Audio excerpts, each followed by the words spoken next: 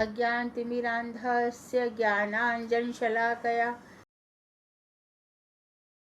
चक्षुरुन्मिलितं येन तस्मै श्रीगुरुवे नमः। नमो महावदन्याय कृष्णप्रेमप्रदायते कृष्णाय कृष्णचैतन्यनाम्ने गौरत्युषे नमः। हे कृष्ण करुणा सिंधो दीनबंधो जगतपते गोपेश गोपिकाकांत राधा कांत नमोस्तुते। तप्त कांचन गौरांगी राधे वृंदावनेश्वरी वृषभानुसुते देवी प्रणमामि हरिप्रिये। तवैवास्मि ना जीवामि त्वया विना इति विज्ञाय राधिके नय मां चरणान्तिके। गुरुवे गौरचन्द्राय राधिकायै तदालये कृष्णाय कृष्णभक्ताय तद्भक्ताय नमो नमः। वाञ्छाकल्पतरुभ्यश्च कृपा सिन्धुभ्य एव च पतितानां पावनेभ्यो वैष्णवेभ्यो नमो नमः। श्री कृष्ण चैतन्य प्रभु नित्यानंद श्री अद्वैत गदाधर शिवासादि श्री गौर भक्त वृंद। हरे कृष्ण कृष्ण कृष्ण हरे हरे, हरे राम राम राम हरे हरे। मैं सर्वप्रथम मध्य गुरु पद्म परमहंस वर प्रातः स्मरणीय जगत वंदनीय रूपानुगाचार्य वर्य तिदंडी स्वामी नित्यलीला प्रविष्ट ओम विष्णुपाद अष्टोत्तर शत श्रीमद् भक्ति वेदांत श्री नारायण गोसाई महाराज के अभय चरण कमलों में कोटि कोटि दंडवत प्रणाम कर उनकी अहेतु की कृपा की याचना करती हूँ। तत्पश्चात परमाराध्यतम परमहंसवर नित्यलीला प्रविष्ट तिदंडी स्वामी ओम विष्णुपाद अष्टोत्तर श्रीमद् भक्ति वेदांत श्री वामन गोसाई महाराज के श्री चरण कमलों में कोटि कोटि दंडवत प्रणाम कर उनकी अहेतु की कृपा की याचना करती हूँ।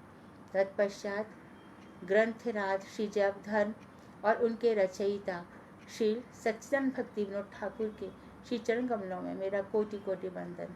इसके बाद उपस्थित श्रोता मंडली को यथा योग्य मेरा प्रणाम अभिवादन। बहुत ही सुंदर जो 7वां अध्याय है आज वो समाप्त होगा। उसमें हमारे लिए जो बहुत आवश्यक बातें हैं उसके विषय में बताया गया। जो नित्य धर्म है और संसार है, तो संसार के विषय में सब कुछ बताते हुए वो फिर वेश पर आ गए। वेश मनुष्य को आकर्षित करता है। यदि कोई वेश धारी बाबा जी का वेश धारण कर लेता है तो हमारे हृदय में उसके प्रति अपार श्रद्धा के भाव जागते हैं। अरे इसका ही जीवन धन्य है, सब कुछ त्याग करके हरि भजन करता है, तो हमारा उसके प्रति विशेष आदर बढ़ जाता है। इसी प्रकार से कोई गृह त्यागी जब कंठा इत्यादि धारण कर लेता है तो हम समझते हैं कि अब ये घर संसार से छूट गए। तो जो प्रकृति ने हमें 3 गुण दिए हैं, सतोगुण, तमोगुण और रजोगुण। सतोगुण वाला व्यक्ति शांत रहता है, दांत रहता है, दमन कर लेता है इंद्रियों का। इसी प्रकार से वो सत्य बोलता है, दया करता है, उसके अंदर तितिक्षा होती है, सहन शक्ति होती है, इत्यादि बहुत से गुण उसमें देखे जाते हैं। रजोगुण का जो व्यक्ति है वो प्राय करके 90 या 95% मनुष्य रजोगुणी है। ये लोग सुख में सुखी होते हैं, दुख में दुखी होते हैं। सुख और दुख इनका रंजन करते हैं। रंजन मतलब इनको सुख पहुंचाते हैं, इसलिए इसका नाम रजोगुण है। तो अधिकांश व्यक्ति इस रजोगुण के आश्रित रहते हैं। और भगवान ने जो तीसरा गुण बनाया तमोगुण, इसमें हिंसा रहता है और दूसरों को देख करके उद्वेग होता है, ईर्ष्या होती है, मत्सर होता है, दंभ होता है, हिंसा होती है, दूसरों को मार देना चाहते हैं। तो इस प्रकार से ये त्रिगुणात्मक प्रकृति सब लोगों को आक्रांत कर लेती है, अभिभूत कर लेती है। और इसमें जो अहंकार है, मन बुद्धि चित्त अहंकार, वो बड़ा सक्षम है, बहुत सक्षम है। उसमें दासत्व की भावना, कृष्ण दास जीवे स्वरूप है, नित्य कृष्णदास, वो आने नहीं देना चाहता। तो उसमें से सात्विक, तामस और राजसी अहंकार निकलते हैं और व्यक्ति इन्हीं गुणों से अभिभूत होकर भगवान की तरफ पहुंच ही नहीं पाता। पहले ही भगवान ने एक आवरण बना रखा है। यहाँ से जो ये जो मेरी प्रकृति है 8 प्रकार की, कौन कौन सी, ये जो 5 महाभूत है, और फिर मनोबुद्धि रेवचा, मन है, बुद्धि और अहंकार है, ये अष्ट आवरण है भगवान के पास पहुंचने के लिए। इन आवरणों को हम तोड़ नहीं पाते अपनी मूर्खता के कारण, अपने को बड़ा ज्ञानी समझते हैं। भगवान श्री कृष्ण ने अर्जुन को इसीलिए डांटा, क्या पंडित समझता है अपने को, अरे तू क्या मारेगा। भगवान ने बहुत, अरे आप मुझे कैसा उपदेश दे रहे हो। उसका गांडीव गिर गया, हिलने लग गया। तब भगवान को अपना विराट स्वरूप दिखाना पड़ा, तब जाकर के उसकी बुद्धि सुधरी। 4 श्लोक तक भी विराट स्वरूप दिखा नहीं पाए भगवान। बोला आप छुपा लीजिए, मैं आपके द्विभुज रूप से ही संतुष्ट हूँ, मैं इसी की आराधना करना चाहता हूँ। तो जब भगवान कहते हैं कि भाई ये सारी प्रकृति मेरे ही द्वारा बनाई गई है, मेरी अध्यक्षता में ये काम कर रही है, पर हम समझते नहीं है। यदि हमारे ऊपर तीनों गुण हावी होते हैं, जब सत्व गुण की वृद्धि होती है, जब सत्व गुण की, और उसी समय हमारी मृत्यु हो जाए, तो हो सकता है हमें देवताओं की योनि प्राप्त हो जाए। और जब भी हम किसी मनुष्य का चिंतन कर रहे हैं, रजोगुणी हो रहे हैं, तो हो सकता है बेटा बेटी, बहन भाई, पिता माता, उन सब का चिंतन कर रहे हैं, तो अगला जन्म फिर मनुष्य के ही होने की संभावना है। और यदि हम सोच रहे हैं कि इस व्यक्ति ने मुझे पूरे जीवन बहुत परेशान किया, अगले जन्म में इसका प्रतिशोध लूंगा, तो हम असुर या राक्षस या आतंकवादी बनकर पैदा होते हैं। तो इस तरह से भगवान के इस खेल में हम पराभूत हो रहे हैं, परास्त हो रहे हैं। भगवान उद्धव जी को यही समझा रहे हैं। मैं समझाता हूँ, कहता हूँ, उद्धव ये जो मेरा ज्ञान है तुम इसको ठीक से समझो, ले लो, लेकिन मनुष्य का अन्नमय मनोधर्म कुछ सुनना नहीं चाहता। उसकी जो बुद्धि है वो बहुत मनोधर्मी है, तो इसलिए भगवान मन की निंदा करते हैं। लेकिन ये मन कहाँ कहाँ लग जाता है। तो अब मन की उच्च अवस्था है और मन की निम्न अवस्था है। मन की उच्च अवस्थाएं हमें बहुत ऊपर तक ले जाती हैं, वहां तक ले जाती हैं जहां पर हमें हनुमान जी की भक्ति आकर्षित करती है, प्रहलाद की भक्ति आकर्षित करती है, हमें सीता जी की भक्ति आकर्षित करती है, लक्ष्मण का चरित्र आकर्षित करता है। उसके ऊपर हम देखते हैं शंकर जी का वेश, शंकर जी का भी जो भगवान के प्रति गोपीश्वर महादेव, वो हमें आकर्षित करता है। और हमारी बुद्धि शुद्ध होने लगी और अंतःकरण साफ होने लगा, तो हमें उद्धव जी की बातें अच्छी लगती हैं। उसके बाद हमें नारद जी भी अच्छे लगते हैं, और उसके ऊपर पहुंच जाए तो हम गोपियों के पास पहुंच जाते हैं, और हमें राधा, जो विरहिणी राधा है, उसको हमें सबसे ज्यादा हमारे मन को आकर्षित कर लेती है। ये क्या है, भक्ति के द्वारा अंतःकरण धीरे धीरे धीरे शुद्ध होता है, तो हमारा लेवल ऊपर और ऊपर और ऊपर बढ़ जाता है। फिर हम अपने आप को सीमित नहीं रख पाते, हम समेट लेते हैं अपने आप को, और हम भजन में हम सब जगह से मन हटा करके उसी लेवल तक पहुंचना चाहते हैं। समय कम है, जिंदगी में बहुत कम है, लेकिन ये जो मन है ना, ये हमें कुछ नहीं करने देता। इसलिए सबसे ज्यादा मन को ही रोकना पड़ेगा। ये मन कहीं बांटना नहीं है। संसार जो कुछ भी हो रहा है, दृष्टा बनो, भोक्ता मत बनो।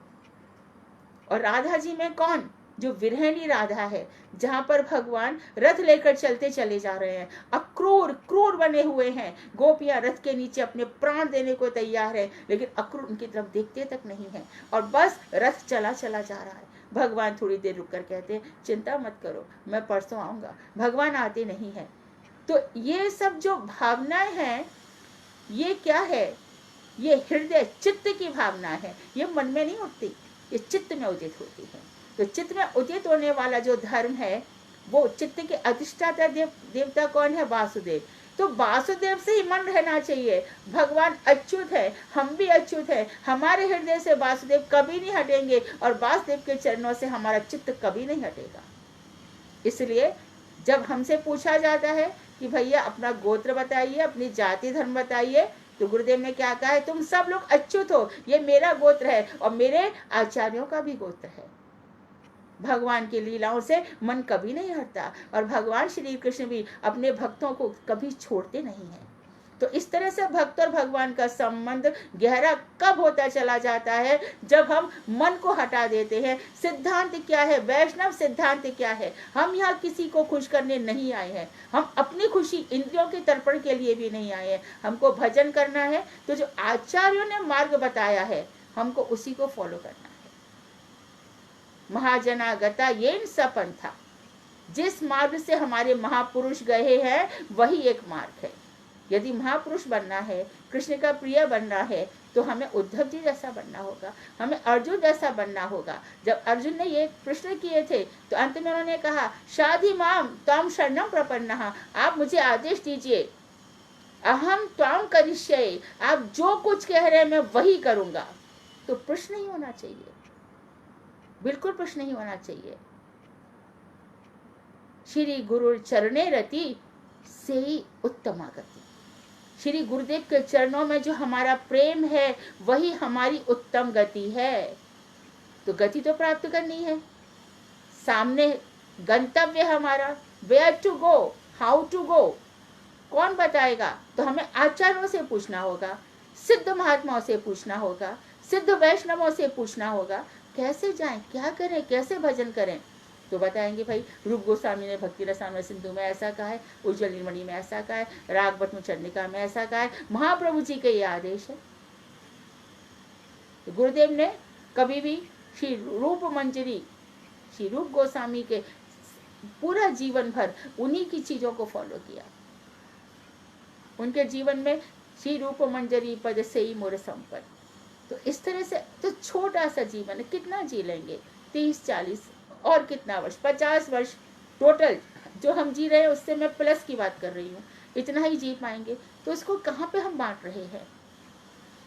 तो इन सब बातों के साथ ये नित्य धर्म हमारा हो गया भगवान की प्राप्ति और ये संसार। अब संसार में हमने कल ग्रह त्याग कही थी, आज देखिए आगे क्या हो रहा है। निरपराध होकर रोते रोते हरिनाम करें तो वे भक्तों की श्रेणी में आ जाते हैं। तो यदि लोग अपने दुराचारों को परित्याग कर, दुरा मन भागेगा, पूर्व संस्कार है ना, प्राचीन संस्कारों के कारण भी हमसे बुरे कर्म हो सकते हैं, लेकिन मन को हटा लो। बहुत बड़ा बड़ा चांद्रायण इत्यादि व्रतों को जो कष्ट साध्य है, ऐसे प्रायश्चित नहीं करना चाहिए। हमें कैसे प्रायश्चित करना चाहिए? और हरिनाम और हरिनाम और हरिनाम, और क्वेश्चन नहीं करनी चाहिए। किसके खिलाफ? जो गुरु जी ने बता दिए। संशय आत्मा विनश्यति, जो संशय करेगा वो विनाश को हो जाएगा। अरे बता दिया गुरु वैष्णवों ने, महाप्रभु जी ने शिक्षा दे दी, शिक्षाष्टक में बता दिया कैसे हमें अपनी वर्तनी करनी है, कैसे व्यवहार करना है, कैसे जीवन जीना है, बता दिया, बात खत्म। हमें वैसे ही जीना है। अमानी न मान दे, कीर्तनीय सदा हरि, तरोरपि सहिष्णुना, तरो वृक्ष से भी अधिक सहनशील बनना है। तो इस तरह से जो बताया कि अमानी ना मान देना, अमानी रहकर दूसरों को सम्मान दे दो, इसमें बहुत बड़ा गुण छुपा है। क्यों? यदि दूसरों को सम्मान दे दिया तो हम बच निकलेंगे। हाँ भाई तू हमारा बाप है, ठीक है, मन में ये सोचो, छोड़ दो, डिप्राइव करो, इसको वंचित करो, क्योंकि हम उसको मुंह लगाएंगे, तर्क होगा, वितर्क होगा, और हमारा वाणी दोष और कर्म दोष और बन जाएगा और कुसंग बन जाएगा। ऐसी कोई बात कह देगा। फिर श्रीमद् भागवत में लिखा हुआ है कि कभी कभी दुर्जन सज्जनों को ऐसी ऐसी बातें कह देते हैं कि तीर इतने नहीं चुभ होते जितने कि वाणी के तीर चुभ हो जाते हैं। तो ऐसे लोगों से हमें दूर रहना होगा। हमें आत्म प्रवंचना नहीं, उनकी वंचना करनी, अपने आप को धोखा नहीं देना है। हमें अलर्ट रहना है कि हमें उसकी बात उतनी ही सुननी है जितने हमारे काम की है। बाकी ये जो कुछ कह रहा है हमारे काम की नहीं है। Just turn up deaf ear, don't ignore. तो जो सामने वाला है, हाथ जोड़ के निकल जाओ। यही पद्धति किससे सिखाई थी? जब वल्लभाचार्य जी आए थे और उन्होंने कहा कि सुबोधनी टीका सर्वश्रेष्ठ है, श्री रूप गोस्वामी जी इस पर साइन कर दीजिए। उन्होंने कहा हमें कोई ऑब्जेक्शन नहीं, आपकी टीका सब सही है, परंतु जीव गोस्वामी को सहन नहीं हुआ, क्योंकि दार्शनिक है ना, बड़े भारी दार्शनिक है, बड़े भारी सिद्धांतविद है। तो उन्होंने फिर उसको सुबोधनी टीका में जो कुछ बात थी उन्होंने उनको कहा कि ये सर्वमान्य नहीं है। रूप गोस्वामी को पता चला तो उन्होंने त्याग कर दिया कि हमें किसी को दम्भ दिखाने की जरूरत नहीं है। जीव गोस्वामी का जब त्याग कर दिया तो उन्होंने कहा कि जब मेरे चाचा इतने बड़े वैष्णव ने मेरा त्याग कर दिया फिर मैं क्या करूं। तो जैसे तैसे मिट्टी मिट्टी खा के रह रहे थे। एक बार सनातन गोस्वामी उनको देख लिया कि इसकी क्या हाल हो गई है, कितना बीमार पड़ा है, क्या हो गया। जब पता चला तो रूप गोस्वामी के पास लेकर गए। और कोई होता, अरे मेरा भतीजा कहाँ है, उनके भैया अनुपम गोस्वामी के बेटे थे जीव गोस्वामी, अरे मेरा ये देखो, कभी कभी मिलते हैं, हरी चर्चा करते हैं, दूसरी कोई चर्चा ही नहीं करते। रूप गोस्वामी, सनातन गोस्वामी संकेत वन में भी क्या करते, हरी चर्चा करते हैं। जब दोनों हरी चर्चा करते तो खुद राधा जी उनके लिए खीर बनाने आ जाती है। सब कथाएं आपको पता ही है। तो आप देखिए, भाई भाई है लेकिन कोई ग्राम्य वार्ता नहीं है, संसार की वार्ता नहीं है, और हमारे पास कृष्ण कथा नहीं है।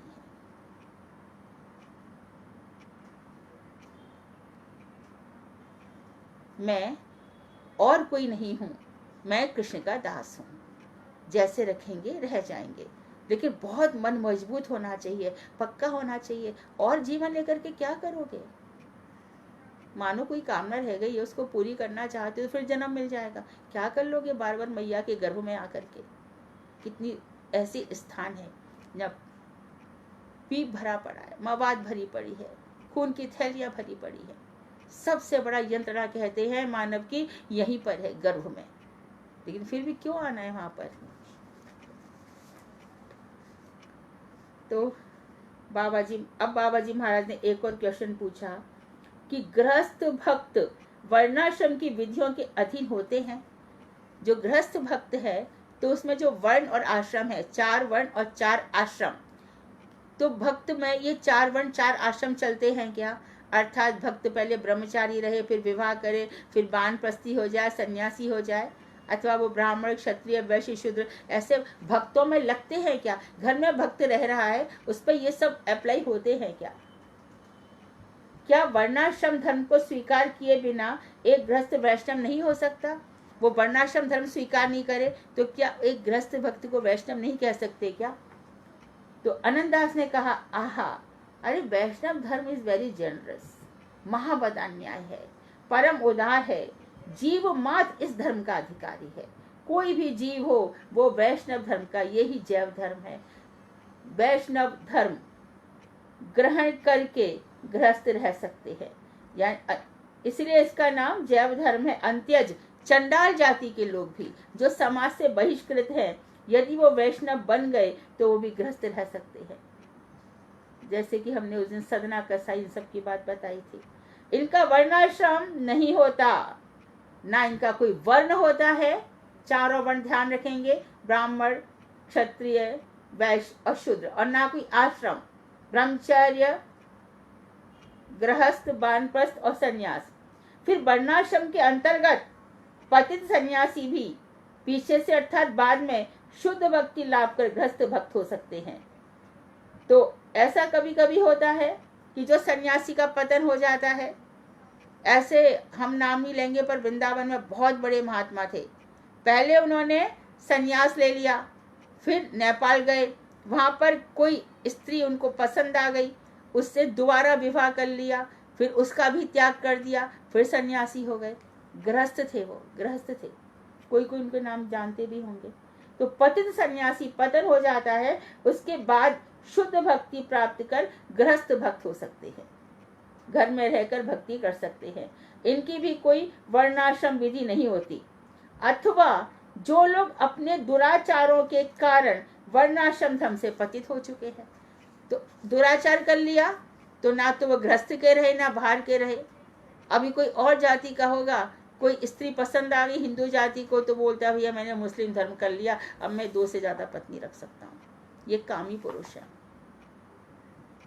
गृहस्थ भक्त ऐसे नहीं होते। तो वो शुद्ध भक्ति का क्या करते हैं, जो पतित हो चुके हैं और उनकी संतान आदि साधु संग के प्रभाव से शुद्ध भक्ति का आश्रय करते हुए ग्रस्त भक्त हो जाए, तो इनका भी वर्णाश्रम नहीं होता। अर्थात जो वर्णाश्रम धर्म का खत्म हो गया है, ना वो सन्यासी है, ना वानप्रस्थी है, ना ब्राह्मण है, वे क्या कर रहे हैं, उनकी संतानें भी हो रही है, लेकिन साधु संग मिल गया और उसके प्रभाव से शुद्ध भक्ति का आश्रय करते हुए ग्रस्त भक्त हुए, तो इनका भी वर्णाश्रम नहीं होता। जैसे कि जावाली ऋषि, उनके पास जावाला का बेटा जावाली ऋषि याज्ञवल्क्य जी के पास आया था। तो उन्होंने कहा कि एक काम करो, तुम अपना परिचय दो, तुम्हारा कौन सा वर्ण है, किस जाति के हो, ब्राह्मण हो या कौन हो। तो मैं नहीं जानता मैं कहाँ पर हूँ। बोले अच्छा अपनी माँ से पूछ कर आओ कि तुम्हारी जाति या वंश कौन सा है। पिताजी थे नहीं। माँ जावाला के पास गया और पूछा, माँ मैं किस वर्ण का हूँ। तो माता ने सत्य उत्तर दिया, बेटा मैंने बहुत पुरुषों की सेवा की है, मैं नहीं जानती तू किसका बेटा है। जावल गया, इसका नाम सत्यकाम भी था। जावल गया और याज्ञवल्क्य जी से कहा कि माँ कहती है कि मैं नहीं जानता कि मैं किसका बेटा हूँ। अब यहाँ पे ना वर्ण है, ना आश्रम है, ना कुछ भी नहीं है।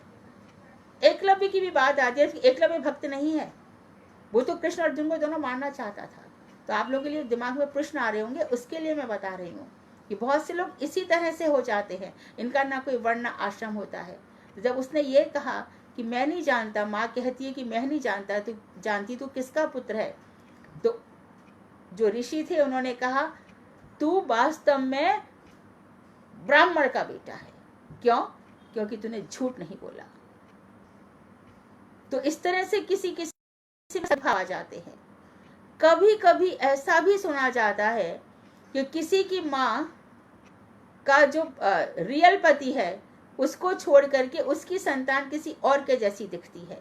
लोगों को संदेह होता है, जैसे कि कहाँ देखा गया, बृहस्पति ने ये चंद्रमा की पत्नी तारा के साथ समागम किया और उस समय भी ऐसी सब बातें हुई थी। श्रीमद् भागवत में आ गया। तब भारद्वाज ऋषि ने कहा कि तू सच बता किसका बेटा है। बात ब्रह्मा जी तक पहुंची।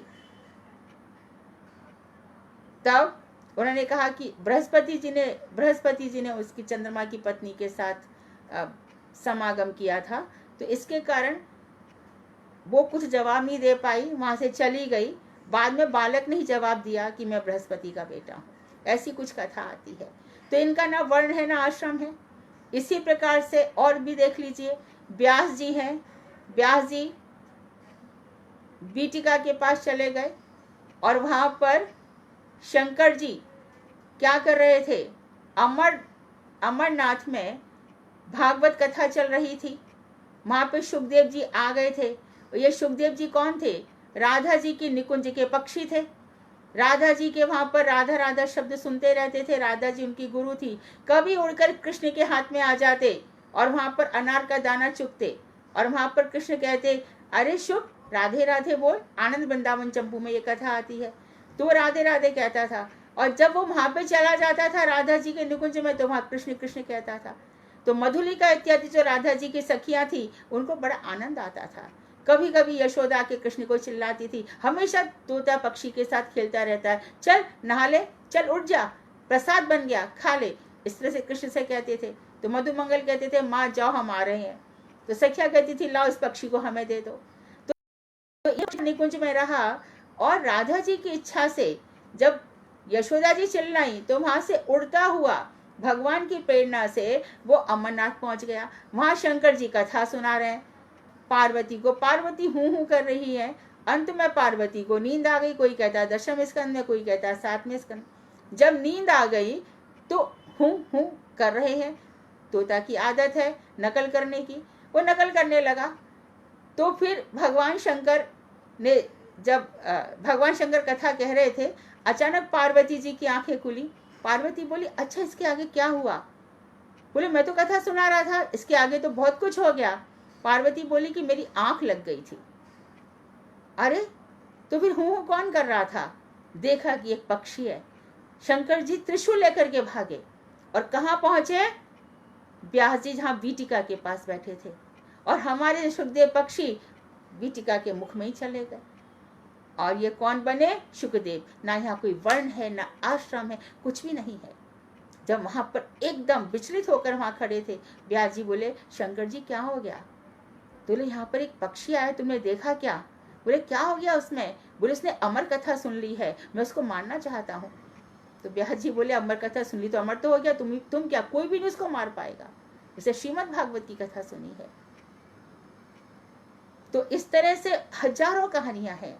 ये लोग इसी तरह से जन्म हो जाता है। पार्वती का पुत्र है कार्तिकेय। पार्वती शंकर जी के तेज को सह नहीं पाई, उन्होंने उस तेज को भी निकाल करके फिर गंगा जी ने उस तेज को सहा। ऐसे बहुत सारी कहानियां आती हैं जहां वर्ण आश्रम की बात नहीं आती। तो वर्णाश्रम धारण को किए बिना भी एक गृहस्थ और वैष्णव नहीं हो सकता क्या? तो आनंददास ने कहा कि नहीं, वैष्णव धर्म बहुत है, जीव मात्र इस धर्म का अधिकारी है, इसलिए इसका नाम जैव धर्म है। चांडाल जाति के मनुष्य और वैष्णव धर्म ग्रहण करके घर गृहस्थी बनाकर रह सकते हैं, इनका वर्णाश्रम धर्म नहीं होता।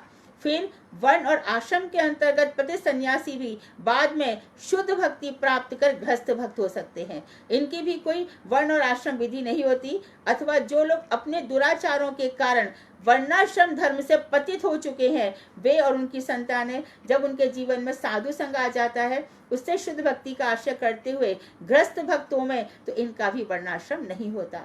अतएव गृहस्थ भक्त दो प्रकार के हुए, एक जिनका वर्ण और आश्रम दोनों है, और एक जिनका वर्ण और आश्रम नहीं है। तो यादव दास कह गए, है ना, तेज तर्रार है ना, तो बताइए ना इन दोनों में श्रेष्ठ कौन है? तो आनंददास जी बोले, जिनमें भक्ति अधिक है वही श्रेष्ठ है। ना तो मैं ये कहता हूँ कि वर्ण आश्रम वाले श्रेष्ठ हैं, ना मैं ये कहता हूँ कि वर्ण आश्रम से रहित श्रेष्ठ हैं। जो भक्ति कर रहा है वही श्रेष्ठ है।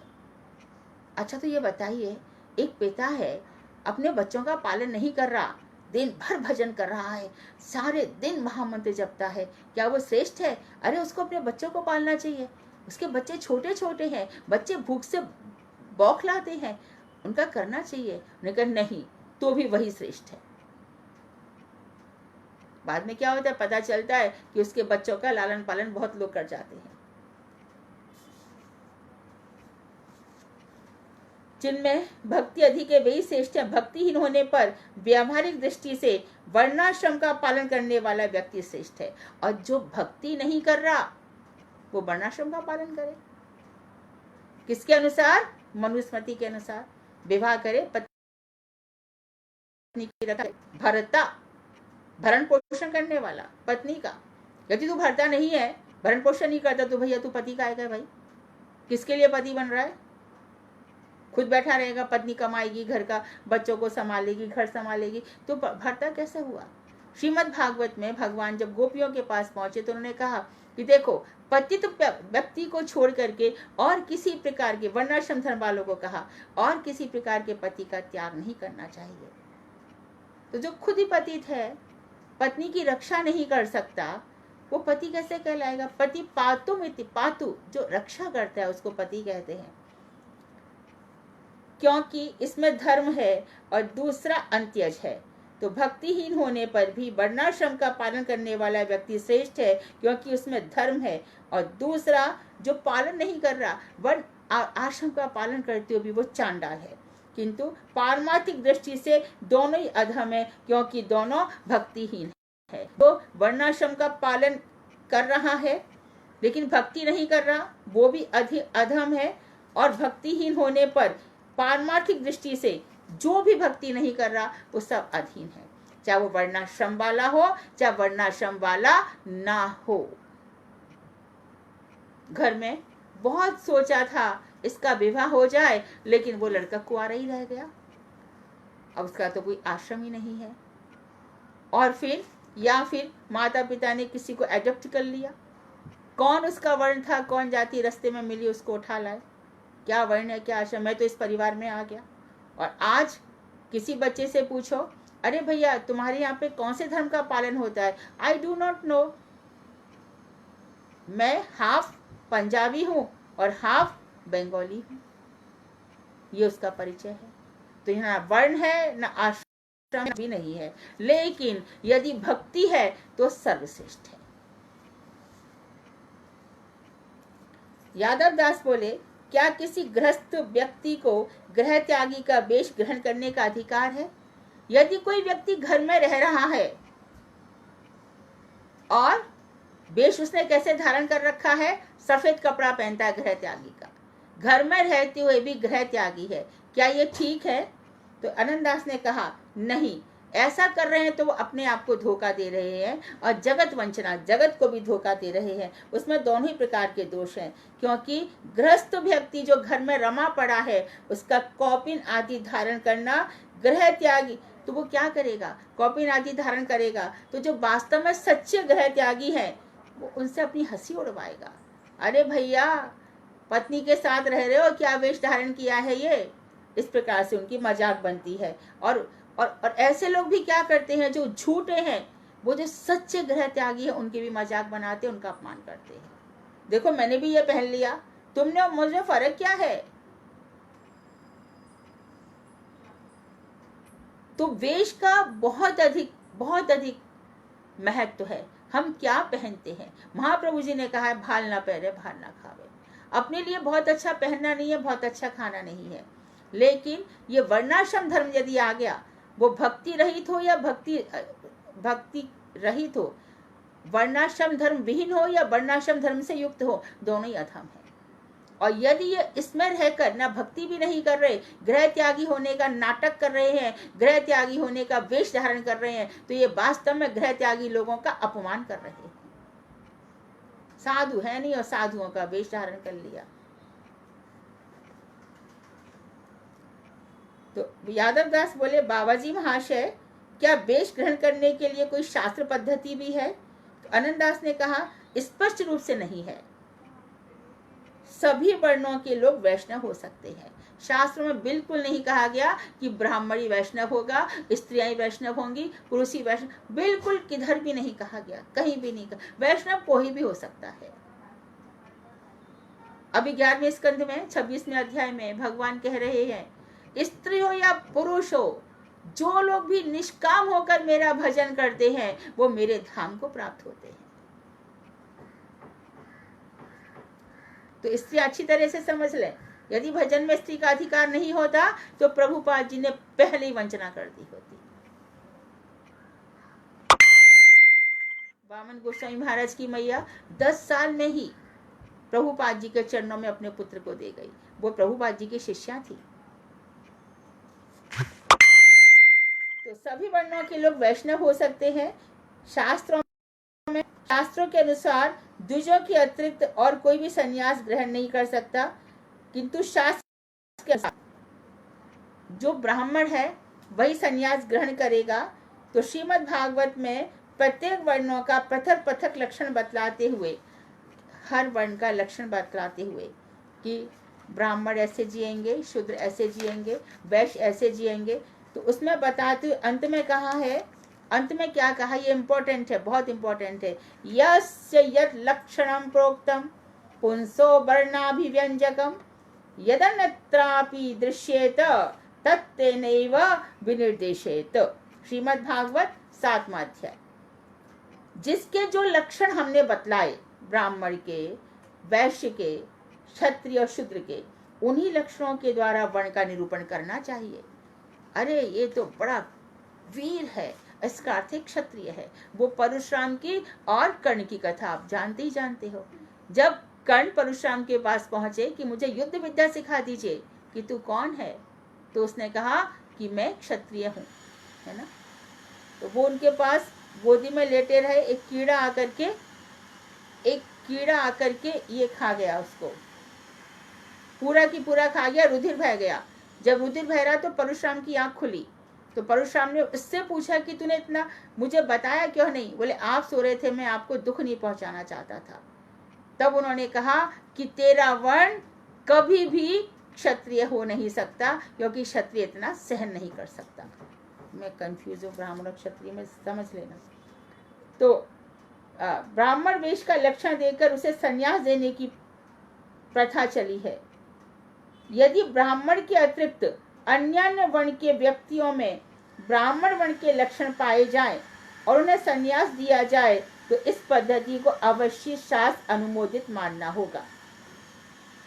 तो जो लक्षण जहाँ पर बताए गए हैं, तो जाति किसमें उत्पन्न हुआ वो ना देखकर कर्मों से उसके जाति का निरूपण करना चाहिए, कर्मों से उसके वर्ण का निरूपण करना चाहिए। ब्राह्मण के अतिरिक्त यदि अन्य वर्ग में भी यदि हमें ऐसे लक्षण दिख जाएं कि अरे ये शास्त्रों का पंडित है ना, जितने भी हमारे मठ में आए बहुत कम ब्राह्मण हैं। अधिकांश लोग तो कहाँ कहाँ से आए हैं, कोई वैश्य है, कोई किसी प्रकार की, लेकिन बड़े बड़े प्रचारक हैं, बड़ी बड़ी भगवान की कथा सुनाते हैं, तो वहाँ पर ये ब्राह्मण वर्ण बिल्कुल लागू नहीं होता। तो उन्हें संन्यास दिया जाए तो इस पद्धति को अवश्य हमें शास्त्र के अनुसार मानना होगा। तो हमें क्या देखकर किया, ब्राह्मण हमने क्या देखकर माना, क्योंकि वो ब्रह्म की बातें करते हैं, ब्रह्म की बातें करते, इसलिए ब्राह्मण। तो अभी हमने जाति नहीं देखी, रैदास की भी जाति नहीं देखी, नामदेव शिल्पी थे उनकी भी जाति नहीं देखी, त्रिलोचन कवि हुए हैं साउथ में, उनकी भी जाति नहीं देखी। तो इस तरह से जाति नहीं देखी जाएगी, उनके लक्षणों से उनको संन्यास दे दिया जाएगा। तो यह कार्य केवल पारमार्थिक विषय में ही बलवान है, व्यावहारिक विषय में नहीं, परंतु व्यवहार में नहीं चलेगा। अर्थात आप वैष्णव नहीं है तो कोई आपको ब्राह्मण मान लेगा, ऐसा नहीं है। फिर तो आप जिस भी जाति के हैं वही जाति माननी पड़ेगी। आप यदि अंत्यज हैं, शूद्र हैं, तो आप शूद्र होकर के आप ब्राह्मणों के यहाँ पे नहीं आ सकते व्यवहार में। और शूद्र वैष्णव हो जाएगा तो ब्राह्मणों के सिर पे बैठेगा। इसमें हरिदास ठाकुर का स्मरण करना चाहिए। हरिदास ठाकुर कहते हैं यवन परिवार में हुए थे, कोई कहता है कि ब्राह्मण परिवार में हुए थे, लेकिन माता पिता जल्दी मर गए थे तो उनका पालन यवन कुल ने किया था। जो भी रहा हो, वो यवन के ही रूप में जाने जाते थे, लेकिन अद्वैताचार्य ने सभी ब्राह्मणों में सबसे पहले उनको भोजन कराया। तो वैष्णव चलेगा, लेकिन वैष्णवों को छोड़ करके हम अपने घर में किसी शूद्र को बैठा करके उसका सम्मान नहीं कर सकते। व्यवहार में नहीं चलेगा, परमार्थ में चलेगा। तो यादव दास बोले, भाई चंडीदास, आपके प्रश्न का उत्तर मिल गया। तो चंडीदास बोले, आज मैं धन्य हो गया। परम पूजनीय बाबाजी महाराज के उपदेशों का मैंने तो यही अर्थ समझा है कि जीव, क्या अर्थ समझा उन्होंने, सारा इसका कंक्लूजन बता दिया कि जीव कृष्ण का नित्य दास है। अब वो कोई भी हो, किसी भी जाति का हो, किसी भी वर्ण का हो, स्त्री हो पुरुष हो, कोई भी हो, जीव मात्र। क्योंकि जीव का अर्थ क्या है, जो भगवान के हृदय में रहकर, और भगवान जिनके हृदय में रहकर जीवित रहते हैं वही जीव है। यही जीव की परिभाषा है। तो जीव कृष्ण का नित्य दास है, किंतु अपराधवश अपने इस नित्य कृष्ण दासत्व को भूलकर स्थूल और लिंग, इन दो माइक शरीरों का आश्रय करता है। स्थूल, ये जो ऐसा जो आता है कि ऐसा कौन सा दिन होगा जब मैं स्थूल परिचय अपना भूल जाऊंगा, ऐसा कौन सा दिन होगा जब मैं बरसाने की गली गली में अपना परिचय भूल जाऊंगी कि अरे मैं तो बहुत बड़े सेठ की पत्नी सेठानी हूँ, मैं बहुत बड़ी प्रोफेसर हूँ, मैं बहुत बड़ी डॉक्टर हूँ, मैं IAS ऑफिसर हूँ, मैं उसकी पत्नी हूँ। लेकिन ये सब की सब मेरा स्थूल, ये बाहरी परिचय है, ये बाहर रह जाएगा, शरीर मर जाएगा तो ये परिचय भी खत्म। अरे 60 वर्ष के रिटायर हो गए तो आप कौन से ऑफिसर थे, बड़े के बड़े, आपके कलम के बिना बांध नहीं बन सकते थे, पहाड़ नहीं तोड़े जा सकते थे, बड़े कर्मचारियों को आप बांध नहीं सकते थे। सब 60 साल के बाद प्लस वनडे हो गया, सब खत्म, कुछ भी नहीं है, कोई वैल्यू नहीं है। तो वहां पे आप जब बरसाने चले जाएंगे और बरसाने जाकर के फिर अरे वाह कितना सुंदर यहाँ की सांकरी खोर है, कितना सुंदर ब्रह्मा जी पर्वत बनकर बैठे हैं, वाह शंकर जी नंदगांव में नंदीश्वर बनकर बैठे हैं, और विष्णु जी भगवान श्री कृष्ण राधा जी की गोपनीय सेवाओं के लिए गोवर्धन पर्वत बनकर बैठे हैं। तो इस तरह से हृदय में भाव जागते हैं और वहां पर जाकर स्थूल परिचय भूल जाता है। ब्रह्मचल में रे मन भायो, मोर कुटी है अनमोल, मोर कुटी है अनमोल, बरसाने की गली गली डोल, राधे राधे राधे राधे राधे राधे बोल, बरसाने की गली गली डोल। स्थूल परिचय भूल जाएगा। और इसके बाद ये जो सूक्ष्म शरीर है, लिंग शरीर, मन बुद्धि चित्त अहंकार, लिंग मतलब लक्षण, पहचान, मैं स्त्री हूँ, मैं पुरुष हूँ, मैं अधम हूँ, मैं ब्राह्मण हूँ, मैं क्षत्रिय हूँ, मैं पिता हूँ, मैं बेटा हूँ, ये सब परिचय भी भूल जाएंगे। ये मेरा कुल है, ये मैं ब्राह्मण जाति का हूँ, ये सब के सब भूल जाएंगे। तो स्थूल परिचय ये जो हमारी बाहर की पहचान है, और लिंग परिचय क्या है, मैं स्त्री और पुरुष हूँ। और भारी पुरुष क्या है, मैं ऑफिसर हूँ, मैं ये सब हूँ। बाहर का जो हमसे मैं धनवान हूँ, धन बाहर की चीज है, धन मेरे पास। मैं विद्यावान हूँ, विद्या बाहर की चीज है। मैं कुलीन हूँ, ये कुल बाहर की चीज है। तो ये दोनों परिचय जब हम भूल जाएंगे, दोनों माइक शरीर, ये माया है और कुछ भी नहीं है, बड़ा भारी प्रपंच है। माया महा ठगनी हम जानी। कबीरदास जी कह रहे हैं ये माया बड़ी ठग लेती है सबको। जब ध्यान से बैठेंगे, अरे कृष्ण की माया है, मेरा परिचय तो मुझे बताया है कि मैं नित्य कृष्ण का दास हूं। तो माया के गुणों को अंगीकार कर वह जड़ वस्तुओं में सुख दुख भोग रहा है। कभू स्वर्ग उठाए, कभू नरक डुबाए। किसी जन्म में तो स्वर्ग तक पहुंचा देती है, वाह क्या सुखी सुख है, और किसी जन्म में एकदम नरक तक डाल देती है। किसी ने एक रिसर्च की थी, परिचय भी आया था उसका, मुमताज वाला जो शाहजहां था जिसने ताजमहल बनवाया था, लोगों के हाथ काट दिए थे, उसकी वंश परंपरा में आज लोग भिखारी बने बैठे। कर्मों का फल कहाँ जाता है, इधर ही, यहीं पर, कहीं और नहीं है। धन के बल पर मनुष्य बड़े भारी पाप करता है। अरे किसी को अनाथ मत समझो, अनाथ नहीं कोई यहाँ, त्रिलोकी नाथ साथ हैं, दयालु दीन बंधु के बड़े विशाल हाथ हैं। आज उसके पास पैसा नहीं है तो क्या हुआ, तो क्या उसका शोषण करोगे, मार डालोगे उसको, सुबह से रात तक बैल की तरह पेल दोगे? नहीं, ऐसा कभी मत करना।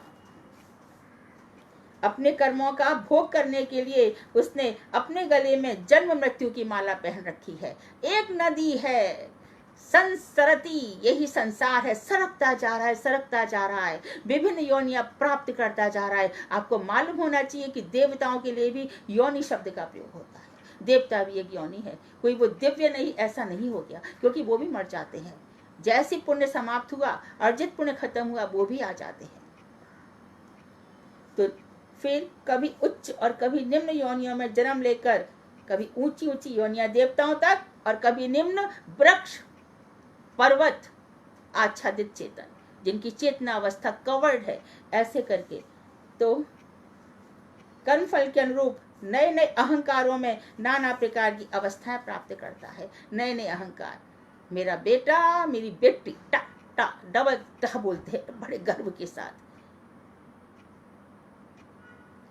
तो ऐसी अवस्थाएं प्राप्त करता है। क्षण भंगुर भौतिक शरीर में भूख प्यास आदि के द्वारा बड़े प्रकार के कर्म करने के लिए बाध्य होता है। अरे भैया, सुबह उठना है, शाम को खाना, देखो मजदूरों का जीवन देखो, लेकिन दया की बात नहीं है, कर्म ही वैसा है। जा सकता था, ऊपर के लोग बहुत सारे, कोटि कोटि ब्रह्मांड है, वहां कोई कमी नहीं है। हमारा आकर्षण उधर नहीं है, दिव्य जगत की ओर। हमारे जो ठाकुर ठाकुरानी है, किशोर किशोरी है, ब्रजे प्रसिद्ध नवनीत चौरम, उनकी तरफ हमारा आकर्षण नहीं है। तो तरह तरह के अभावों की कल्पना करके अत्यंत दुखी हो पड़ता है। और सबसे ज्यादा मुसीबत तो यह है, आज सब कुछ है फिर भी सुखी नहीं है। कल ऐसा हो गया तो, मैं घर से बाहर निकला तो घर में चोरी हो गई तो, इस तरह से है। तो भांति भांति के रोग शरीर को सदा, एक व्यक्ति इस संसार में स्वस्थ नहीं है। एक दोष दे रहे हैं किसको, कि भैया सब्जियां अच्छी नहीं है, ऑर्गेनिक नहीं है, ये अच्छी नहीं है, ये अच्छा नहीं है। ऐसी संसार में अच्छा नहीं है, मालूम है कलयुग आ रहा है, खूब यहाँ पर भ्रष्टाचार है, तो निकल जाओ ना यहाँ से, भजन करके फिर से क्यों जीना है। राजदंड अनेक लोग से ना जाने कितने ही पाप करता है। राजदंड लगता है, कभी टैक्स, कभी जीएसटी, है ना, पहले कमाओगे उसमें भी टैक्स है, फिर होटल में जाओगे वहां भी टैक्स है, पिक्चर देखने जाओगे वहां भी टैक्स है, इलेक्ट्रिसिटी दे दोगे, ज्यादा इलेक्ट्रिसिटी आपकी एसी बहुत चल रहा है तो आपको एक्स्ट्रा टैक्स है, जीना अस्पताल में भर्ती हो टैक्स है, पूरी इनकम में टैक्स पूरे। तो देखो श्रीमद् भागवत में लिखा है कि भविष्य में सरकार बहुत टैक्स वसूल करेगी।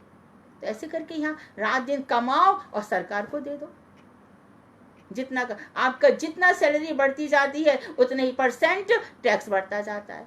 आपने 1 लाख कमा लिया, 70 ही मिलेंगे, 30,000 सरकार को दे दो और 70,000 में जगह जगह टैक्स भरते जाओ। ऐसी हमारी दुर्दशा है, यही कह रहे हैं। तो राजदंड, लोक अपवाद, लोक अपमान और कितने ही प्रकार के शारीरिक कलेशों को भुगता है। लोग बुराइयां करते हैं, लोग अपमान करते हैं जरा सी बातों पर। आत्मीय वियोग, अपने जनों का वियोग हो जाता है। इतने प्यार से बेटी पाली होती है, ससुराल चली जाती है।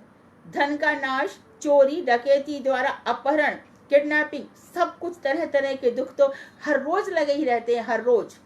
वृद्ध होने पर घर के लोग सेवा नहीं करते, इससे भी कितना दुख होता है। कफ बढ़ जाता है, बात शरीर में बात, कभी हाथ दर्द, कभी पैर दर्द, कभी सिर दर्द, और वेदना से वृद्ध शरीर केवल दुख का कारण ही हो पड़ता है। मरने पर पुनः फिर गर्भ की असहनीय वेदना सहनी पड़ती है। शरीर रहते रहते काम, क्रोध, लोभ, मोह, मद, मात्सर्य आदि प्रबल होकर हमारे विवेक को एकदम ढक देते हैं। इतना ज्यादा है कि अरे आशा तृष्णा ना मिटी, कह गए दास कबीर। आशा तृष्णा मिटती नहीं है, और आशा और आशा। मर रहा है, अरे मेरे बेटे को बुलाना, अरे भैया मैं उसका तो मुख देख लूं, वो ही सब याद करता रहता है। जन्म जन्म मुनि जतन कराई, अंत राम मुख निकसत नहीं। ऐसी स्थिति हम सबकी हो जाती है, तो विवेक ढक जाता है। अब मैं संसार का वास्तविक अर्थ समझ गया। मैं बाबा जी के चरणों में, ये नित्य धर्म और संसार है, यही संसार है। मैं बाबा जी के चरणों में बार बार दंडवत प्रणाम करता हूँ। भाई वैष्णव ही जगत के गुरु है, धन्यो वैष्णव ठाकुर दयार सागर, ए जीवे करुणा कर। यदि आपने ये दया नहीं की होती, ये सब नहीं किया होता, तो इस अधम हम इस संसार में पड़े रहते। कौन हमें उठाता, कौन उठाता? वो तो उंगली पकड़ के उठा भी ले जाएंगे। बस बार बार उनसे यही प्रार्थना करनी है कि हे भगवान, इस संसार में मत आने दो। सुखावसाने इदमेव सारम, दुखावसाने इदमेव जाप्यम। क्या? गोविंद दामोदर माधव। सुख का समापन हो गया तो क्या अवस्था है? गोविंद दामोदर माधवेति। दुखों की समाप्ति पर, क्योंकि सुख और दुख चक्रवर्त परिवर्तन दे, सुखा नीचा दुखा नीचा। जैसे चक्र का पहिया बदलता है, इसी प्रकार सुख, अभी सुखों में खो गए, अरे दुख आ गया, दुखों में इतना डूब गए कि सुख की आशाएं छोड़ दी। ये क्या, सुख ने भी कॉल बेल बजा दी। तो ये सब चलते रहते हैं, इनमें मनुष्य को अभिभूत नहीं होना चाहिए। तो देहावसान इदमेव जाप्यम, देह का अवसान के लिए तैयार रहो। दिन रात हृदय में, मस्तिष्क में गोविंद दामोदर माधवेति, गोविंद दामोदर माधवेति, यही हमें गाते रहना चाहिए। तो आनंददास, तो वैष्णवों की कृपा से आज मैं संसार का वास्तविक ज्ञान प्राप्त कर सका हूँ।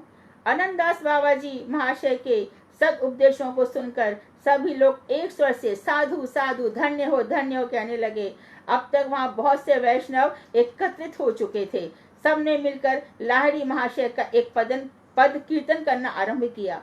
चंडीदास कीर्तन करते करते आनंद में विभोर होकर नृत्य करने लगे। वे समस्त बाबा जी लोगों के चरणों की धूल लेकर अपने मस्तक पर धारण कर रोते रोते जमीन पर लौटने लगे। सभी लोग एक स्वर से बोल उठे, चंडीदास आप बड़े भाग्यवान हैं। कुछ देर बाद यादव दास बाबा जी ने कहा, चंडीदास चलो अभी हम लोग उस पार चलें। चंडीदास हंस पड़े, कहा आप पार करें तो हम भी पार हो जाएंगे। दोनों प्रद्युम्न कुंज को साष्टांग दंडवत प्रणाम कर विदा हुए। प्रद्युम्न कुंज से बाहर निकलते ही वहाँ पे उनकी चंडीदास की पत्नी दमयंती भी प्रणाम कर रही थी। वह इन लोगों को प्रणाम कर कहने लगी, हाय, क्योंकि अभी तक ऐसा अभी थोड़ा सा खुला है, पहले स्त्रियों को थोड़ा अलग रखते थे। तो वो कह रही है, हाय, मैंने स्त्री जन्म क्यों पाया? यदि मैं भी पुरुष होती तो अनायासी इस कुंज में मैं भी बैठ जाती और वैष्णवों का दर्शन करती। उनकी चरण रज मस्तक पर मैं भी धारण करके अपने आप को पवित्र करती। काश मैं जन्म जन्म इस नवद्वीप में वैष्णवों की दासी बन जाऊं। यदि स्त्री भी हूं तो मैं क्या बनूं? वैष्णवों की दासी बनूं और उनकी सेवा कर। जो मैंने अब तक अपने परिवार की सेवा की, अच्छा हुआ ना कि परिवार ने निकाल दिया, बहुत अच्छा हुआ। भाई तुम खुश रहो, हम तो चले। दुखी होने की जरूरत नहीं है। जो कुछ हो रहा है मंगल ही मंगल हो रहा है। भाव को भाव अनख आलसौ, नाम जपत मंगल दिशि दसहु। जो नाम जप रहा है, दसों दिशाओं में मंगल ही मंगल है। तो जो कुछ भी हो रहा है भगवान श्री कृष्ण के नाम से सब मंगल ही मंगल हो जाएगा। तो उसने कहा कि मैं जीवन सार्थक करती। यादव दास बोले, अहो इस गोधूम धाम महान पुण्य भूमि है, जहाँ पर सुरभि माता आज भी गोधूम द्वीप में बैठकर भगवान के चरणों की प्राप्ति के लिए प्रार्थना कर रही है। यहाँ आते ही जीव शुद्ध भक्ति प्राप्त करते हैं। यह गोधूम हमारे प्राणनाथ परम प्रिय प्राणेश्वर श्री शचीनंदन की क्रीड़ा स्थली गोपवल्ली है। यहीं पर ये एक तरह से गोकुल है। गोधूम द्वीप गोकुल है। इस तत्व को हृदयंगम करके ही श्री प्रबोधानंद सरस्वती ने प्रार्थना की है। क्या की है उन्होंने? प्रबोधानंद सरस्वती कह रहे हैं श्री नवद्वीप शतकम में, ना लोक वेदोदित मार्ग भेदैराविश्य संक्लिश्यते रे विमूढ़ाः हठेन सर्वं परिहत्य गौडेशी गोद्रुमे पर्णकुटीम कुरुध्वम्। अरे मूढ़ जीव, तू लोक संसार के लोग क्या कहेंगे उसको भी छोड़ दे और वेद का आश्रय कर, इनको छोड़ दे। क्योंकि इन दोनों का आश्रय करके, अरे भगवान मुझे इतने, भगवान किसी को दुख नहीं देते। अरे उन्होंने तो कंस को भी गति दे दी, शिशुपाल को भी गति दे दी, बकासुर को दे दी, अघासुर को दे दी, केशी दैत्य को दे दी, प्रलंबासुर को दे दी, सबको तो गति दे रहे। जो उनको मार रहे हैं उनको भी गति दे रहे। भगवान किसी का बुरा नहीं करते। भगवान ने मेरे साथ नहीं किया, हमारे कर्मों ने आके किया। इसलिए ब्रह्मा जी ने क्या कहा स्तुति में, तत्तेनुकंपासु समीक्षमाणो भुंजाने वात्कृतम विपाकम हृदवाग वपुपि विद्धन नमस्ते जो जीवेत मुक्ति पदे सदाय भाग। जो कुछ भी हमारे जीवन में हो रहा है यही समीक्षा करो, यही विवेचना करो, यही एनालिसिस करो कि ये मेरे कर्मों का विपाक परिणाम है। तो क्या करें? चलो कर्म छूटे। इस जन्म में भगवान की कृपा से एक जैसे एक बर्तन है गंदा है, उसको मांज रहे हैं, शुद्ध कर रहे हैं। इसी प्रकार राम नाम है और एक कलमश, उसको साफ करते जा रहे, हृदय को साफ कर, राम नाम कर रहे हैं, हृदय साफ। जितने भी लेयर है खराब, जितने भी कलमश है, कामनाएं, वासनाएं, विषय भोग है, सब निकल जा रहे हैं। होने दो ना, क्या फर्क है? कुछ दुख सुख आ गए तो कौन ध्यान देता है? चलने दो। क्या बिगाड़ रहे हैं हमारा? मन में मत लगाओ। क्यों लगा रहे हो मन में? तो उन्होंने यही कहा कि वे लोक और वेद का आश्रय ग्रहण कर नाना प्रकार के धर्मों का आचरण करने पर भी दुखी हो रहा है। अब इन अनिश्चित मार्गों को छोड़कर शीघ्र श्री गोद्रुम में अपनी पर्णकुटी निर्माण कर। यहीं पर इस पर्णकुटी में यहाँ पर चले जाओ। इस तरह परस्पर हरि कथा कहते सुनते तीनों गंगा को पार कर धीरे धीरे कुलिया लौट आए। उसी दिन से चंडीदास और उनकी पत्नी में एक प्रकार का अद्भुत वैष्णव भाव प्रकट होने लगा। मानो माया का संसार उन्हें बिल्कुल ही स्पर्श न कर रहा हो। वैष्णव सेवा, सदा हरि नाम कीर्तन और सब जीवों पर दया उनका भूषण बन गया। जीवन में उनकी शोभा बढ़ गई। 3 काम है, वैष्णव सेवा, सदा कृष्ण नाम कीर्तन, वैष्णवों की सेवा करने का बहाना ढूंढना चाहिए, और सब जीवों पर दया। जीव मात्र क्यों? वृक्षों के पास चले, हरे कृष्णा, रास्ते में हमारे महाप्रभु जी झारखंड चल दिए। आप सबने देखा होगा रांची के पास जो झारखंड का स्थान है, वहां पर महाप्रभु जी के चरण चिन्ह है। वहां पर उनके उतनी चेतना उनकी व्याप्त थी, इतनी चेतना कि शेर भी नाच रहे हैं, बाघ भी नाच रहे हैं, सांप भी नाच रहे हैं, हर कोई नाच रहा है। तो जो महामंत्र का जाप कर रहा है उसे किसी प्रकार का कोई कष्ट नहीं होता, बल्कि तो वो सबका उद्धार कर देता है। इसलिए कहा गया है कि जोर जोर से हरि नाम भी करो। और कभी कभी जैसे हरिदास ठाकुर किया, और कभी कभी इतना क्वालिटी हरि नाम होता है कि लगता है अरे मैं मूर्छित राहे राधे, मंत्रों के अर्थ सामने दिखने लग जाते हैं। तो उस समय ये याद नहीं आता है कि अरे आप जहां से गए, वृक्षों ने आपके वाइब्रेशंस को फील किया तो वृक्षों का उद्धार हो गया। फिर ऐसा नहीं है कि पर्पसली जोर जोर से उच्चारण किया जाए, हमेशा ही ऐसा किया जाए, ऐसा नहीं है। धन्य वैष्णव कृपा, धन्य वणिक दंपति और धन्य श्री नवद्वीप भूमि। 7वां अध्याय समाप्त। वांछा कल्पतरुभ्यश्च कृपा सिंधुभ्य एव च पतितानां पावनेभ्यो वैष्णवेभ्यो नमो नमः। हरे कृष्णा दीदी। हाँ जी। हरे कृष्णा दीदी। हाँ जी। दीदी आपने बोला, दंडवत प्रणाम। हरे कृष्णा।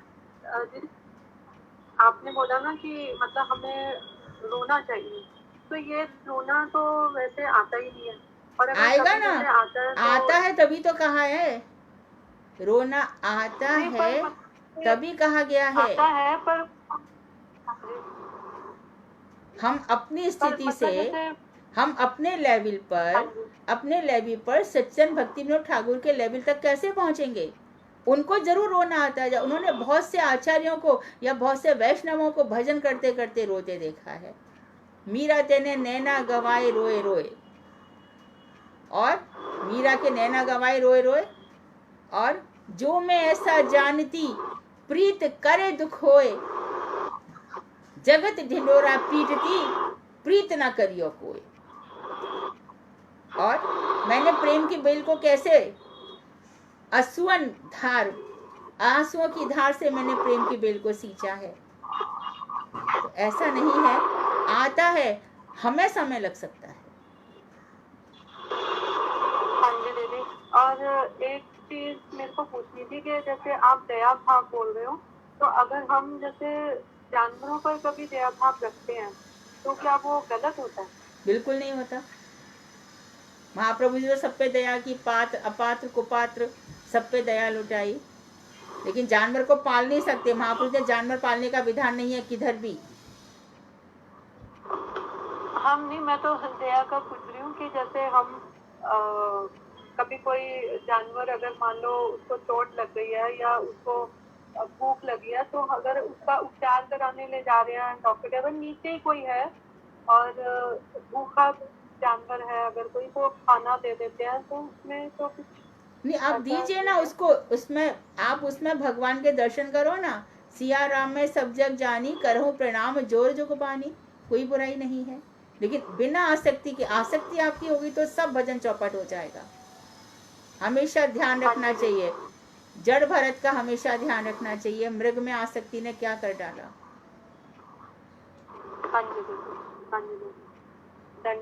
हरे कृष्ण।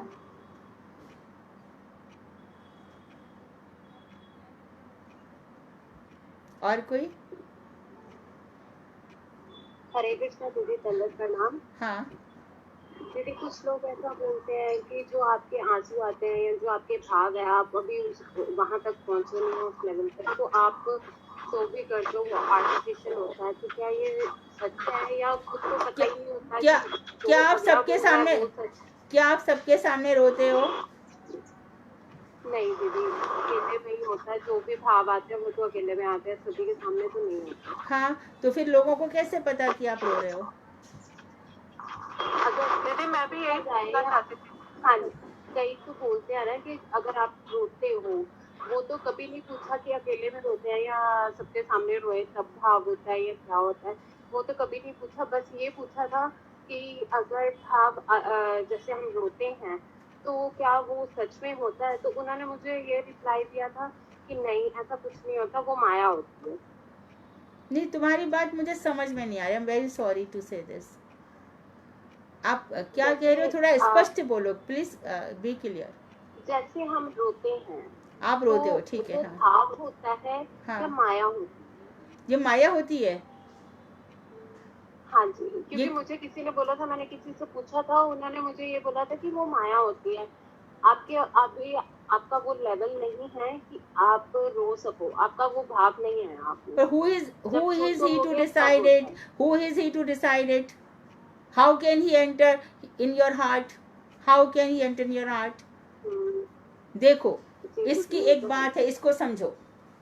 शुरू में रोना आ रहा है, ठीक है, हमने भजन किया, रोना आ गया, लेकिन हम पूरे दिन नहीं रो पा रहे मीरा की तरह, है ना, या गोपियों की तरह पूरे समय हमें इतना बिछो नहीं हो रहा है, जैसे कि वो युगल गीत गा रही हैं, प्रणय गीत गा रही हैं, इस तरह से हमारे भाव। लेकिन शुरुआत है तो माया नहीं है। वो ठीक है कि अभी लेवल शुरू हुआ और आपका लेवल हाई लेवल तक पहुंचेगा, क्योंकि it is just beginning, but it is not Maya. जी दीदी।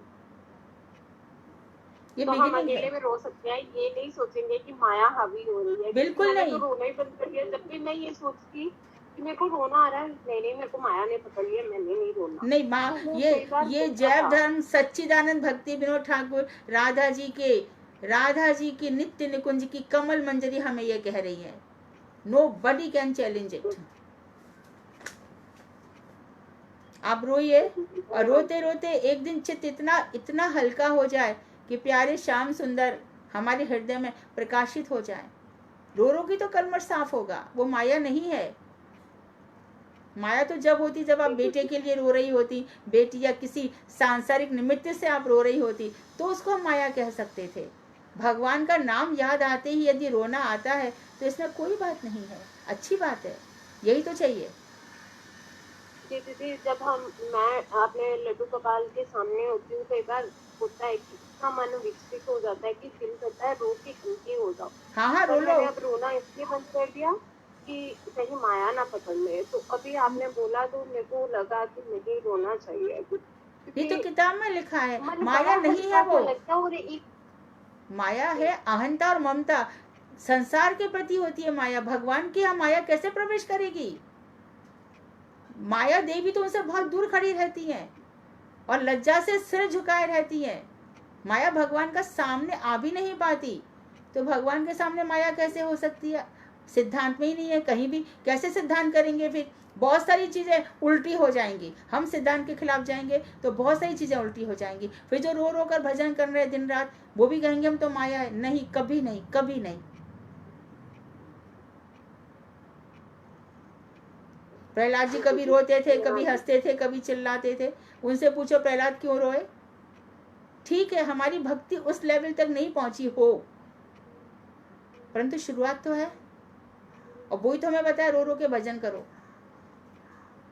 तो कृष्ण ने वहां भी कहा, उद्धव जी को भी कहा है, मेरे भक्त रो रो कर मेरा भजन करते हैं। तो इस चीज को फिर शास्त्रों से मिटा देना पड़ेगा, हटा देना पड़ेगा, सब गड़बड़ हो जाएगा। हमें शास्त्र सम्मत बातें करनी चाहिए। आप आगे बढ़िए, घबराइए मत, वो माया नहीं है। जी दीदी, थैंक यू। आपने बहुत बड़ा वो था, मेरा जो संशय था वो आपने नहीं, क्लियर कर दिया ये है। सज्जन हरे भक्ति कृष्ण विनोद दीदी। ठाकुर कह रहे हैं ऐसा। हाँ, और 11वें स्कंद में भी है। हाँ, और हरे कृष्णा दीदी। हाँ, हरे कृष्णा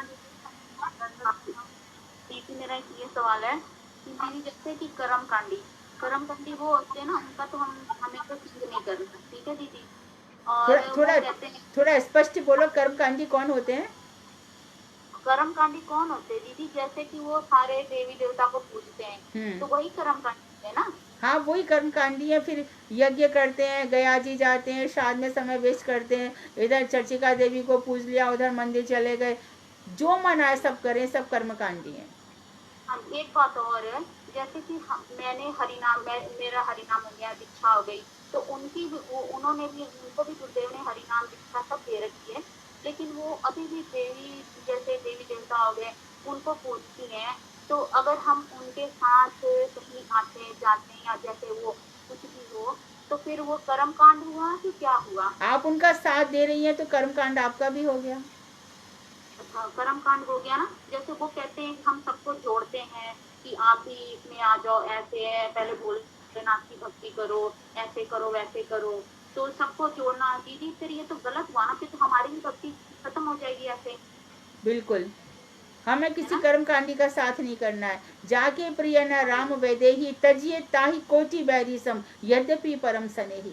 हमारा कितना भी हाँ प्रिय क्यों ना हो, हम भक्ति के मार्ग में एडजस्टमेंट बिल्कुल नहीं करेंगे। हाँ जी दीदी, क्योंकि मैंने तो बोल दिया, मैंने कहा देखो सॉरी, मैं तो आपका साथ नहीं दे सकती। क्यों?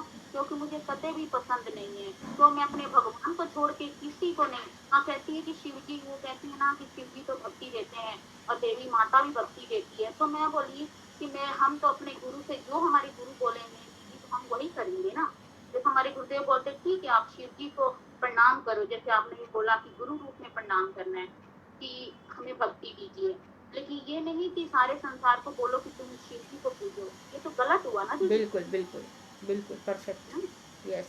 हाँ जी, क्योंकि मुझे तो सिर्फ मैं मेरे को सिर्फ पता है, सिर्फ मेरे को मेरे गाना ही अच्छे लगते हैं और कुछ नहीं अच्छा लगता। क्योंकि जब से मैंने दीक्षा हरि नाम लिया ना, तब से मेरे घर कोई देवी देवता की पूजा नहीं होती, कोई फोटो नहीं, उनका स्थान ही नहीं है। देवी देवता इमेजिनेशन है, कहीं पर उनका कोई वर्णन मिलता ही नहीं है। गुरुदेव ने कहा है कि बंगाल में 150-200 वर्ष पहले से ये दुर्गा इत्यादि की पूजा चली, इसके पहले कहीं भी नहीं मिलता। मार्कंडेय पुराण में दुर्गा देवी का थोड़ा वर्णन मिलता है, इसके अतिरिक्त और कहीं नहीं है। क्योंकि फिर तो ऐसे फिर मुझे संग छोड़ देना चाहिए। जैसे कि बात भी होती है, कुछ भी है, तो उनको तो मैंने बहुत समझाया, कहती कि नहीं, कि ना प्रचार करना चाहिए हमें। हमने बोला प्रचार करना है, पहले हम अपना पूरा हो जाए, उसके बाद हम, क्योंकि हमारी भी भक्ति ऐसे डगमग हो जाएगी ना दीदी। बिल्कुल। तो प्रचार किस बल पे करेंगी? क्या देवी का पहले करो आचार, फिर करो प्रचार। आप पहले अपने आप में दृढ़ हो जाओ। हाँ जी, शास्त्रों की, मैं नहीं चाहती। हाँ जी, मैं अपना चाहती, मैं अपने गाना कोई जो मेरे गुरुदेव ने बोला, मैं अपना हरि नाम करती हूँ, अपना अंदर अंदर रहती। क्योंकि हर तरफ दीदी सारे संसार में ना वो भरे पड़े हैं जो मायावाद, जो अपने उसमें होते हैं, बिल्कुल पैसे बिल्कुल में, दौलत में। Right, perfect. तुम ठीक चल रही हो, ऐसे ही चलो। हाँ हाँ जी, मेरे को क्योंकि कतई भी अच्छा नहीं, कोई आ भी जाता है ना, नहीं, ठीक है, तुमको ऐसे नहीं अच्छा लगेगा, नहीं अच्छा लगेगा। क्योंकि हाँ, इतना मुझे नहीं बहुत अच्छा, लगता। जिस भौरे को कमल का रस अच्छा लग गया, उसको कड़वा नीम क्यों अच्छा लगेगा? हाँ, कहते हैं ना कि हम वो ना हमेशा वो नवरात्रे वगैरह करती, कहती है कि क्यों नहीं करती। मैं बोली नहीं, कहती मैंने परमिशन गुरुदेव से ली है। मैं बोली ठीक है, आपको जो अपने वो नहीं, वो किया तो झूठ, अच्छी कोई गुरुदेव ऐसी परमिशन नहीं देते, वो झूठ बोलती हैं। नहीं देती ना दीदी। बिल्कुल नहीं, हाँ कोई गुरुजी नहीं बोलेंगे। वो किसी भी व्यक्ति हाँ के लिए अपना भजन चौपट नहीं करेंगे, कोई गुरुदेव ऐसा नहीं बोलेंगे, कोई भी नहीं। जी बोल। हाँ, इसलिए क्योंकि मैंने ना बहुत उनसे मैंने कट कर रखी, बहुत कम। लेकिन कभी कभी फोन आता है तो वो बोलते हैं, तो मैं बोलती नहीं, मैं नहीं आ सकती कहीं पे भी। सोसाइटी में नीचे मैं बहुत कम जाती लोगों के पास। ओके, ठीक है। हाँ, और कोई? हरे कृष्णा। हरे कृष्णा, हरे कृष्णा। हाँ दीदी, आपने आपने अभी कथा में बताया कि जो माया देवी है वो भगवान से बहुत दूर लज्जित खड़ी होती हैं। तो दीदी वो तो सेविका है भगवान की। नहीं, लेकिन वो और भगवान की जैसे कि वो जब शंकर जी शंकराचार्य बनकर आ गए, तब पद्म पुराण में कहा है कि उनको बहुत बुरा लगा कि उनसे लोगों को विमुख करवाया। इसी प्रकार से माया देवी ने जो ये संसार रचा है ना, जो लोगों भगवान से विमुख है और वो ऐसा कार्य करती है, इसके लिए वो लज्जित रहती है। भगवान से विमुख लोगों की रचना के कारण वो लज्जित रहती है। हमेशा कई जगह लिखा है, सब जगह ही लिखा है। ठीक है, हरे कृष्ण। बस, तो कल नए चैप्टर के साथ नए हम और भी ज़्यादा गहराई में प्रवेश करेंगे। तो भगवान और गुरुदेव सतन भक्ति विनोद ठाकुर से प्रार्थना है कि हमारे हृदय में इन विचारों को प्रवेश कराएं, जिससे हमारा जीवन सफल हो।